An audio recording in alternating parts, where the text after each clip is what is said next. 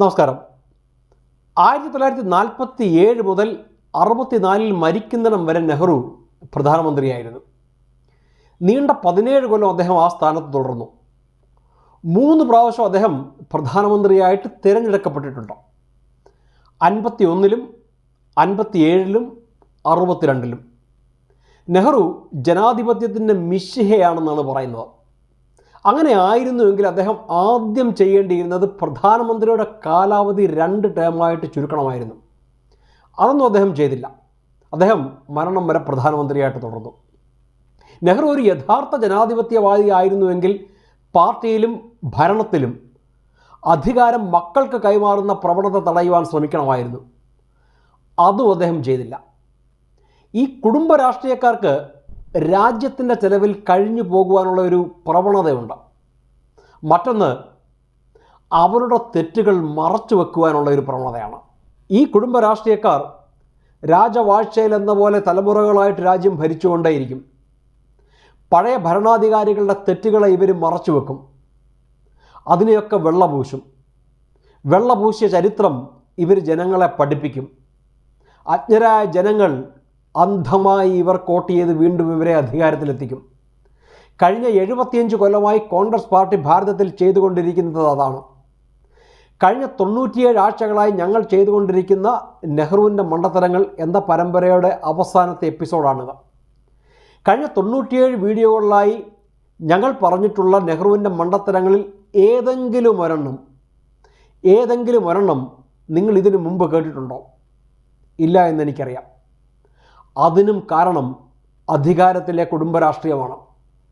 എല്ലാ ജനാധിപത്യ മര്യാദകളെയും തള്ളിക്കളഞ്ഞുകൊണ്ടാണ് 47-ൽ പ്രധാനമന്ത്രിയായി നെഹ്റു കടന്നു വരുന്നത്. മരണം വരെ അദ്ദേഹം പ്രധാനമന്ത്രി കസേരയിൽ കടിച്ചു തൂങ്ങി. തൻ്റെ മകളെയും സഹോദരിയെയും അധികാര സ്ഥാനത്തിലേക്ക് പിടിച്ചു കയറ്റിയ നെഹ്റുവിന് എന്തു ജനാധിപത്യ ധാർമ്മിക ബോധമാണ് അവകാശപ്പെടുവാനുള്ളത്? 62-ലെ ഇന്ത്യ ചൈന യുദ്ധത്തിലെ പരാജയത്തിന് ശേഷവും എന്ത് ധാർമ്മികതയുടെ പേരിലാണ് പ്രധാനമന്ത്രിയായിട്ട് നെഹ്റു തുടർന്നത്? പരാജയത്തിൻ്റെ ഉത്തരവാദിത്വം ഏറ്റെടുത്ത ആ നിമിഷം അദ്ദേഹം രാജിവെക്കണമായിരുന്നു. അദ്ദേഹം അത് ചെയ്തില്ല. മരണത്തിന് ശേഷം പോലും പട്ടേലിനോടും നേതാജിയോടും നെഹ്റു പെരുമാറിയത് കണ്ടാൽ അദ്ദേഹത്തിന് എന്തെങ്കിലും ധാർമ്മികത അവകാശപ്പെടുവാൻ സാധിക്കുമോ എന്ന് സംശയം തോന്നിപ്പോകും. ഡോക്ടർ അംബേദ്കറോ പട്ടേലോ സി രാജഗോപാലാചാര്യയോ ആയിരുന്നു നമ്മളുടെ ആദ്യത്തെ പ്രധാനമന്ത്രിയെങ്കിൽ അവർ സോഷ്യലിസം പറഞ്ഞ് ഈ രാജ്യത്തെ നശിപ്പിക്കുകയില്ലായിരുന്നു. നെഹ്റുവിന് പകരം അവരിൽ ആരെങ്കിലും ഒരാളായിരുന്നു ഭാരതത്തിൻ്റെ ആദ്യത്തെ പ്രധാനമന്ത്രിയെങ്കിൽ 64ഓടെ നമ്മൾ ഒരു ഫസ്റ്റ് വേൾഡ് രാജ്യമായിട്ട് മാറിയേനെ. ഒരു നേതാവിൻ്റെ മഹത്വം അളക്കേണ്ടത് ജനറൽ ഡിസ്ക്രിപ്ഷനിൽ കൂടെ ആയിരിക്കരുത്.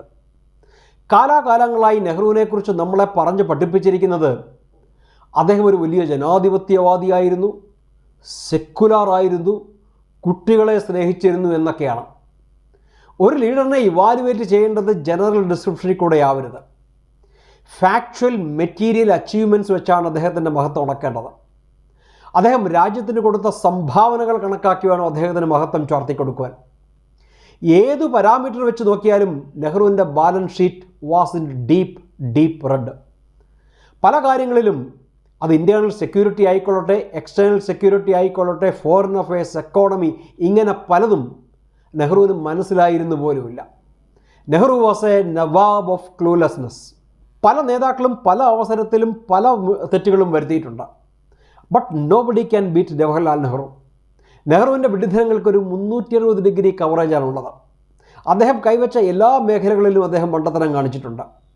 നെഹ്റു കാണിച്ച 97 മണ്ടത്തരങ്ങളാണ് കഴിഞ്ഞ 97 ആഴ്ചകളായി ഞങ്ങൾ നിങ്ങളുടെ മുന്നിൽ അവതരിപ്പിച്ചുകൊണ്ടിരുന്നത്. ജവഹർലാൽ നെഹ്റുവിനെ സമൂഹത്തിൻ്റെ മുന്നിൽ തുറന്നു കാട്ടേണ്ടത് കാലത്തിൻ്റെ ആവശ്യകതയാണ്.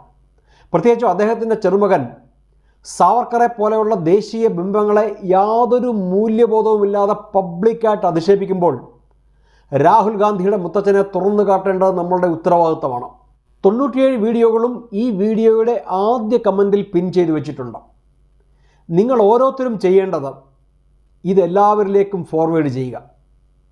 നിങ്ങൾ ഓരോരുത്തരും മിനിമം 1 ലക്ഷം മലയാളികൾക്കെങ്കിലും ഇത് ഫോർവേഡ് ചെയ്താൽ നെഹ്റുവിൻ്റെ വിഡ്ഢിത്തരങ്ങൾ പൊതുസമൂഹത്തിൽ ചർച്ചയാവും. പൊതുസമൂഹത്തിന് നെഹ്റുവിൻ്റെ വിഡ്ഢിത്തരങ്ങൾ മനസ്സിലാകും. നിങ്ങളുടെ സഹകരണം പ്രതീക്ഷിച്ചുകൊണ്ട് വന്ദേ മാതരം. ഭാരത് മാതാ കി ജയ്.